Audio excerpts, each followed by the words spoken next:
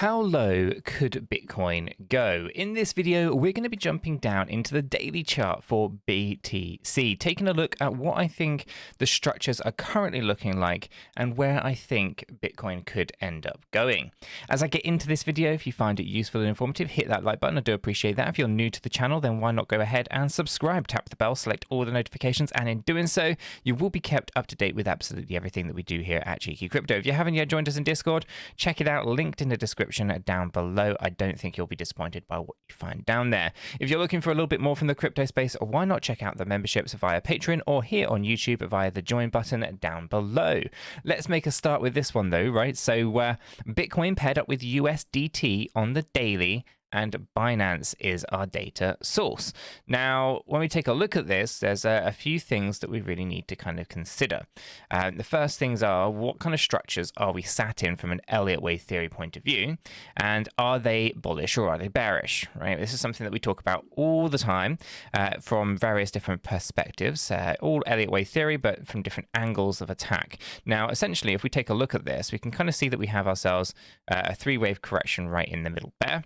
Okay, we can see that we have this really interesting correction in the middle. This one looks like we are kind of W, X, Y, X, and Z, similar to this effect, but could also be simplified as a three-wave structure from up here. We can come here, here, and then here. Although I personally think there's a lot more to this than just that. And then, of course, we can see up here that we end up with this corrective structure going up. It's actually a string of corrections going up as well. We're not impulsive.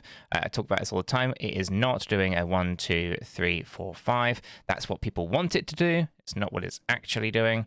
But anyway, nonetheless, we have that. This then leads us into thinking, okay, well, if we're doing these kind of corrections, why do I feel that we have to keep going down even lower? Well, one, we have the stochastic RSI on our weekly time frame.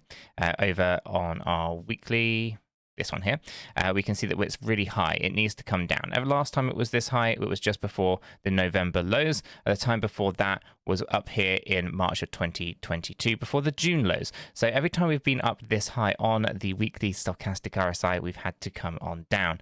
So it does look like we have that to kind of back ourselves up on. Now, we also have all the wallet data that signals us to say that big money has been exiting. It hasn't been coming in. This is something that I've been talking about for months, and I think the space is finally starting to catch up with.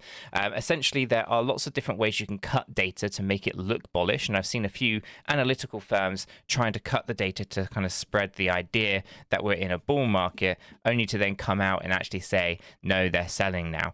And they've been selling this entire time. They were never accumulating. So when we have all that wallet data, we know what's going on chain. We know that we have about 1.5 million BTC in volume short of the previous bull market start, meaning that we have low volume, we have big billionaires, institutional smart money funds coming out of their positions, and this market is only being propped up by retail money. These things then make me think, yeah, there's a high probability that we probably are going to be moving to the downside, and we can't consider ourselves complete in this bear market. We were talking about a bear market rally. That's kind of what we've seen. We've seen the DXY dropping down, which essentially means you need more dollars to buy your, or less, so you need more dollars to buy your cryptocurrency as the dollar has been devalued. We saw that happen, and then we saw FOMO come in on the back of it, which basically meant that the initial pump for Bitcoin, this area right in the middle here, was actually DXY driven, as forex traders were dumping the dollars in favor of other currencies such as the digital yen, but the Japanese yen, the euro, or even pound sterling, right? They were basically just removing dollars from their portfolio, which then dragged the DXY down, which meant you need more dollars to buy your cryptocurrency assets. Okay, so essentially that's kind of how we saw that initial pump. Then we saw retail come in, FOMOing in, and basically continue to drag it up a little bit more, creating the exit liquidity for the institutional whales.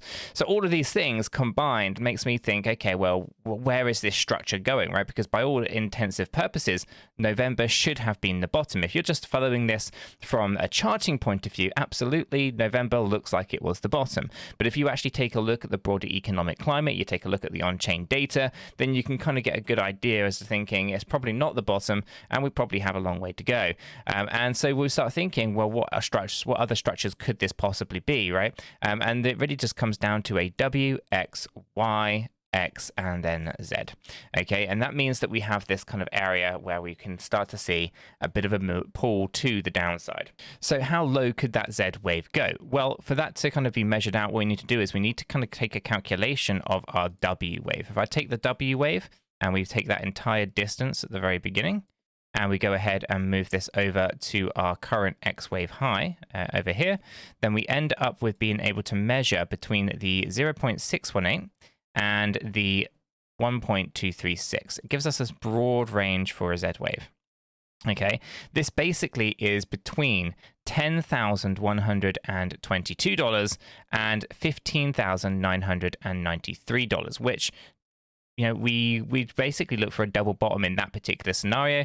And of course, we'll be looking for new lower lows to kind of complete out that Z wave. So we can kind of see here that we'd have this kind of structured move coming in, taking us into these lows. Now, this particular area of the Z wave ties in with what we've been talking about from our weekly time frame, where we have some key areas of focus. The first one is 13,948 to the low of 11,603. That's this yellow box area just here. This is an area that we kind of found as a supply range or resistance range back in June of 2019. We went through it in 2020 and we haven't come back down to test it. Losing this area, we then have 9,689. This is an area also of previous resistance that could turn into support. So you can see that these areas on our weekly time frame will be a nice place to kind of think about stopping for our Z wave. Okay, so as I kind of zoom out of this and we kind of get an idea that there would actually then mean a big shakeout for retail investors and a big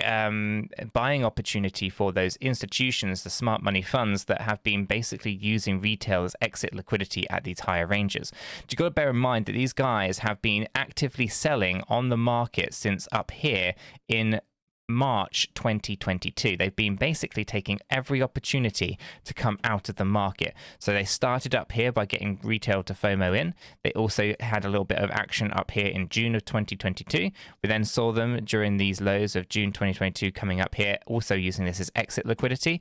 They've also used the current move as exit liquidity as well, basically selling into the move to the upside. We're at a new all-time low for this bear market in the number of whales that are actually participating. We are down at 2,002 wallets, okay, and this is down massively from where it was only a year ago. So just got to bear in mind that retail is usually on the wrong side of things. Smart money and the big institutional funds are basically just playing a game and grabbing whatever liquidity they can from retail investors. And the move to the downside, in my opinion, is something that is highly likely to occur and is something that we are going to see a massive shakeout in retail and where we'll start to see a big move in the institutional players. At least that's my hope, that they actually start to come in at this point. There is, of course, the bigger worry, which you can kind of see on here, which takes us right down into those lows, which would happen if this is a big reset occurring at this Z wave low, right? We know that the Z wave has to be a big reset point. We could see something to this effect, and then we could potentially see another W, X, Y, X, and Z taking us down again if we really, really needed to. And, you know, nothing is completely off the table at this point. We have to be aware of the structures. We have to be aware of what's going on chain, and we have to be aware of what bigger economic climate overall and what is going on.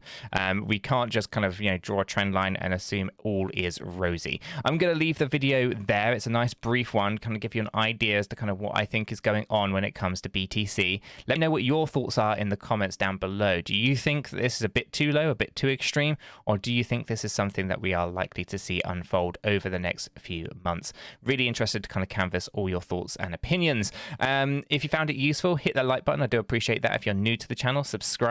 If you haven't joined us in Discord, check it out. And don't forget, check out the memberships if it's something of interest to you via the join button down below or on Patreon. Guys, until the next one, have a fantastic day.